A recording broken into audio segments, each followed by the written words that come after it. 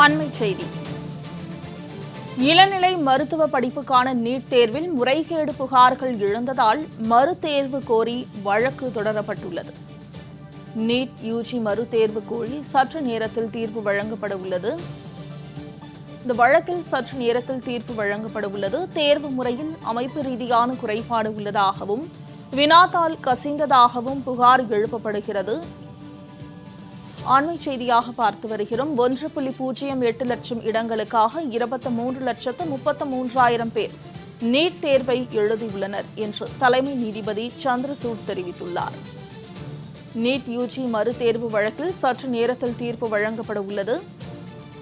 அண்மைச் செய்தியாக பார்த்து வருகிறோம். இளநிலை மருத்துவ படிப்புக்கான நீட் தேர்வில் முறைகேடு புகார்கள் எழுந்ததால் மறுதேர்வு கோரி வழக்கு தொடரப்பட்டிருந்தது. இன்னும் சற்று நேரத்தில் இந்த வழக்குக்கான தீர்ப்பு வழங்கப்பட உள்ளது. தேர்வு முறையில் அமைப்பு ரீதியான குறைபாடு உள்ளதாகவும் வினாத்தாள் கசிந்ததாகவும் புகார் எழுப்பப்படுகிறது என்று தலைமை நீதிபதி தெரிவித்துள்ளார். நீட் யுஜி மறுதேர்வில் சற்று நேரத்தில் தீர்ப்பு வழங்கப்பட உள்ளது. அரசு மருத்துவக் கல்லூரிகளில் 56,000 இடங்களுக்கும் தனியாரில் 52,000 இடங்களுக்கும் நீட் தேர்வு.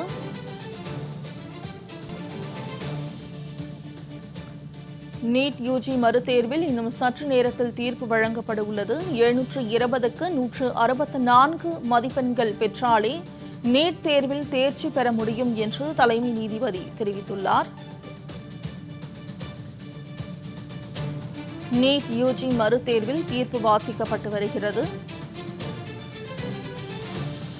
720க்கு 164 மதிப்பெண்கள் பெற்றாலே நீட் தேர்வில் தேர்ச்சி பெற முடியும் என்று தலைமை நீதிபதி தெரிவித்துள்ளார். இளநிலை மருத்துவ படிப்புக்கான நீட் தேர்வில் முறைகேடு புகார்கள் எழுந்ததால் மறுதேர்வு கோரி வழக்கு தொடரப்பட்டிருந்தது. இந்நிலையில் தற்போது தீர்ப்பு வாசிக்கப்பட்டு வருகிறது. கூடுதல் தகவல்களை செய்தியாளர் ஆண்டன் வழங்க கேட்கலாம். ஆண்டன், கூடுதல் விவரங்கள். அதான் தற்போது இருக்கக்கூடிய இதன்படி உச்சநீதிமன்றமானது நீட் தேர்வை ரத்து செய்ய முடியாது என்று தற்பொழுது இந்த உத்தரவானது தொடர்ந்து வாசிக்கப்பட்டு தான் கொண்டிருக்கின்றது. தலைமை நீதிபதி தலைமையிலான 3 நீதிபதிகள் அடங்கிய அமர்வு அவர்கள் சார்பில் தெரிவிக்கப்பட்டிருக்கிறது என்னவென்றால், தற்பொழுது இது ஒட்டுமொத்தமாக இந்த நீட் தேர்வு நடைமுறை பாதிக்கப்பட்டதாகத்தான் மனுக்களானது தாக்கல் செய்யப்பட்டது. கிட்டத்தட்ட 23 லட்சத்திற்கும் மேற்பட்டோர் இந்த தேர்வின் 4000த்திற்கும் மேற்பட்ட மையங்களில் 500க்கும் மேற்பட்ட நகரங்களில் 4000த்திற்கும் மேற்பட்ட மையங்களில் இந்த தேர்வானது நடைபெற்றிருக்கின்றது. 23 லட்சம் மாணவர்கள் இந்த தேர்வினை எழுதியிருக்கின்றார்கள். இது போன்ற ஒரு சூழலில் அந்த தேர்வில் முறைகேடு நடந்ததாக, எனவே மறுதேர்வு நடத்த வேண்டும் என்று கூறி மனுக்களானது தாக்கல் செய்யப்பட்டது. ஆனால் தற்போது இருக்கக்கூடிய சூழ்நிலையில் இதன் அடிப்படையில் அவர்கள் தாக்கல் செய்த மனுக்களின் அடிப்படையில் சிபிஐ மற்றும் மத்திய அரசு, தேசிய தேர்வு முகமை ஆகியவை விளக்கமளிக்குமாறு உத்தரவிடப்பட்டிருந்தது. அதன் அடிப்படையில் மேற்கொண்டு வருகின்றது. சிபிஐ பொறுத்தவரையில் அவர்களுக்கு தெரிவிக்கக்கூடிய விவரங்களின்படி 2 இடங்களில் ஜார்க்கண்ட் மாநிலத்தில் இருக்கக்கூடிய அசரியாபாத் என்ற இடத்திலும், அதுபோல பாட்னாவிலும் 2 இடங்களில் 2 மையங்களில் இது போன்ற வினாத்தாள் கசிந்ததாக தெரிவிக்கப்பட்டிருக்கின்றது. அதன் அடிப்படையில் அந்த 2 மையங்களிலும் வினாத்தாள் கசிந்ததன் அடிப்படையில் கிட்டத்தட்ட 155 மாணவர்கள் மட்டுமே இதன் மூலமாக பலனடைந்திருப்பதாக தெரிவிக்கப்பட்டிருக்கின்றது. அதன் அடிப்படையில் பார்க்கும் பொழுது ஒட்டுமொத்தமாக நாடு முழுவதும் நடைபெற்ற அந்த நீட் தேர்வு நடைமுறையானது பாதிக்கப்படவில்லை என்றுதான் நாம் கருத வேண்டும். அவர்களை பொறுத்தவரையில் மறுதேர்வு நடத்தப்பட வேண்டும் என்ற கோரிக்கையை பொறுத்தவரையில் நீட் தேர்வு ஒட்டுமொத்தமாகவே அது அதனுடைய அந்த புனிதத்தன்மையானது பாதிக்கப்பட்டிருப்பதாக அவர்கள் சார்பில் தெரிவிக்கப்பட்டது. ஆனால் அதுபோன்று நாடு முழுவதிலும் இது போன்ற ஒரு முறைகேடானது நடைபெற்றதாக தெரியவில்லை. அந்த 2 மையங்களில் தான் அந்த முறைகேடு நடைபெற்றதாக சிபிஐ விசாரணையில் தெரிவிக்கப்பட்டிருக்கின்றது. அதுபோன்ற ஒரு சூழ்நிலையில் நாடு முழுவதிலும் இது போன்ற இந்த விதமான ஒரு முறைகேடு நடைபெறாத ஒரு சூழ்நிலையில் ஒட்டுமொத்தமாக நீட் தேர்வினை நடத்த நீட் மறுதேர்வு நடத்த வேண்டும் என்று நாம் கூற முடியாது என்று உச்சநீதிமன்றமானது கூறியிருக்கின்றது. இதற்கிடையில் சில வினாக்கள் ஒரு வினாவில் குழப்பம் இருந்ததால் அதன் அடிப்படையில் அந்த வினாவில் தொடர்பாக எது சரியான விடை என்பது தொடர்பாக உச்சநீதிமன்றம் ஐஐடி டெல்லியில் இருக்கக்கூடிய 3 நிபுணர்களை கொண்டு ஆய்வு மேற்கொண்டு அறிக்கை தாக்கல் செய்யுமாறு உத்தரவிட்டிருந்தது. அதன் அடிப்படையில் அவர்களும் அறிக்கையை தாக்கல் செய்திருந்தார்கள். அவர்கள் தாக்கல் செய்த அடிப்படையின்படி 4 ஆப்ஷன்களில் அந்த 4வது ஆப்ஷன் சரியான விடையாக இருக்கும் விடை என்று அவர்கள் சார்பில் தெரிவிக்கப்பட்டது. தேசிய தேர்வு முகமையும் அதைத்தான் முதலில் கூறியிருந்தது. இருந்தாலும் மற்றொரு விடையும் சரி என்கின்ற அடிப்படையில் மதிப்பெண்ணாக வழங்கப்பட்டுள்ளது. எனவே ஆப்ஷன் 4 சரியானது என்று எடுத்துக்கொள்ளும் பட்சத்தில் இன்னொரு விடையையும் மாணவர்கள் தேர்வு செய்திருந்தால் அதற்கு நெகட்டிவ் மதிப்பெண்கள் கொடுக்க கூடாது என்றும் உச்சநீதிமன்றம் இன்றைய விசாரணையின் பொழுது தேசிய தேர்வு முகமைக்கு அறிவுறுத்தியது. அதன் அடிப்படையில் பார்க்கும்போது மிகுந்த ஒரு குழப்பமான ஒரு சூழ்நிலையில் இந்த வழக்கு விசாரணையானது தொடர்ந்து நடைபெற்று வந்தது. மே 5ஆம் தேதி நீட் தேர்வு நடந்து முடிந்த பிறகு இந்த நீட் தேர்வில் வினாத்தாள் கசிந்ததாக குளறுபடி இருந்ததாக பல்வேறு குற்றச்சாட்டுகள் எழுந்தன. அதன் அடிப்படையில் அந்த தேர்வு முடிந்த உடனேயே நீட் தேர்வு முடிவுகளை வெளியிடுவதற்கு தடை விதிக்க வேண்டும் என்று உச்சநீதிமன்றத்தை மனுதாரர்கள் நாடினார்கள். அப்பொழுது உச்சநீதிமன்றம் விடுமுறைக்கு கோடைக்கால அவசரமாக அந்த உச்சநீதிமன்றம் அந்த வழக்கை விசாரித்தது.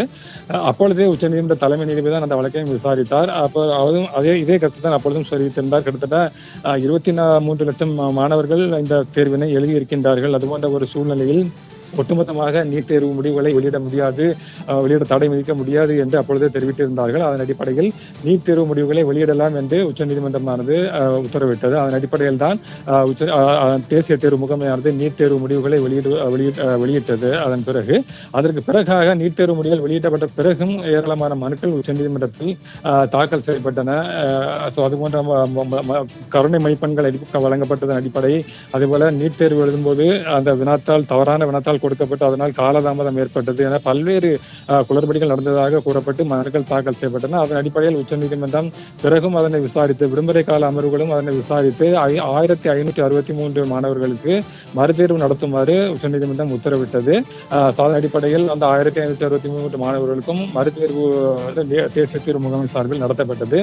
இருந்தாலும் ஒட்டுமொத்தமாகவே அந்த மே 5ஆம் தேதி நடைபெற்ற ஒட்டுமொத்தமான நீட் தேர்வையுமே ரத்து செய்ய வேண்டும் என்று மனுதாரர்கள் சார்பில் தொடர்ந்து கேட்டுக்கொண்டே இருந்தார்கள். அதன் அடிப்படையில் தான் உச்சநீதிமன்றம் வழக்கை தொடர்ந்து விசாரித்தது. அதன் அடிப்படையில் விசாரணையானது தொடர்ந்து நடைபெற்று வந்தது. அனைத்து தரப்பினரும் தேசிய தேர்வு முகமை பொறுத்தவரையில் 2 மையங்களில் மட்டும்தான் இந்த முறைகேடானது நடைபெற்றிருப்பதாக அவர்கள் சார்பில் தெரிவிக்கப்பட்டது. மனுதாரர்களை பொறுத்தவரையில் இது ஒட்டுமொத்தமாகவே நீட் தேர்வு நடைமுறையை பாதித்திருக்கின்றது, மாணவர்களிடையே ஒரு நம்பிக்கையற்ற தன்மை ஏற்பட்டிருப்பதாக அவர்கள் சார்பில் தெரிவிக்கப்பட்டது. ஆனால் அதே சமயத்தில் நீட் தேர்வு மறுதேர்வு நடத்தப்படக்கூடாது என்றும் மாணவர்கள் சார்பில் மனுக்கள் தாக்கல் செய்யப்பட்டிருந்தது. ஏராளமான மனுக்கள் அவர்கள் சார்பிலும் தாக்கல் செய்யப்பட்டது. ஏனென்றால் இந்த தேர்வுக்காக பல வருடங்களாக உழைத்து இந்த தேர்வினை நல்ல முறையில் நேர்மையான முறையில் எழுதிய மாணவர்கள் இருக்கின்றார்கள். 23 லட்சம் மாணவர்கள் இது போன்ற ஒரு தேர்வினை எழுதியிருக்கின்றார்கள். மிகுந்த எதிர்பார்ப்போடு அவர்கள் தேர்வு எழுதி இதில் நல்ல மதிப்பெண்கள் பெற்ற மாணவர்கள் இருக்கின்றார்கள்.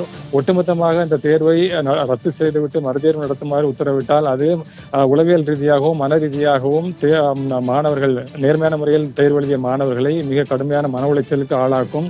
அதுவும் ஏற்புடையதல்ல. எனவே அதுபோன்ற ஒரு சூழ்நிலையில் மிகுந்த சிரமத்தை ஏற்படுத்தும் மாணவர்களுக்கு அதுபோன்ற ஒரு சூழ்நிலையில் இந்த நீட் தேர்வு ரத்து செய்யப்படக்கூடாது என்று அவர்கள் சார்பில் தொடர்ந்து வாதிடப்பட்டது.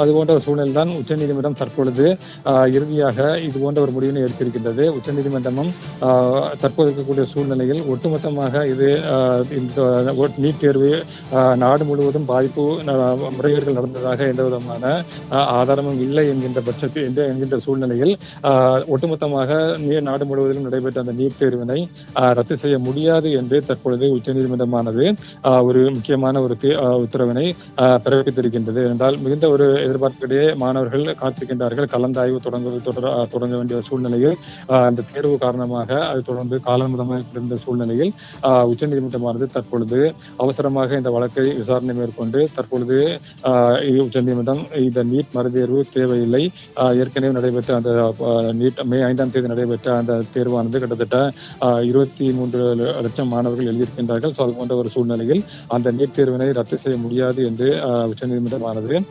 தற்பொழுது கூறி நீட் மறுதேர்வு கிடையாது என்று உச்சநீதிமன்றம் தற்பொழுது ஒரு முக்கியமான உத்தரவினை பிறப்பித்திருக்கின்றது. ஆண்டன், தகவல்களை பதிவு செய்தமைக்கு நன்றி.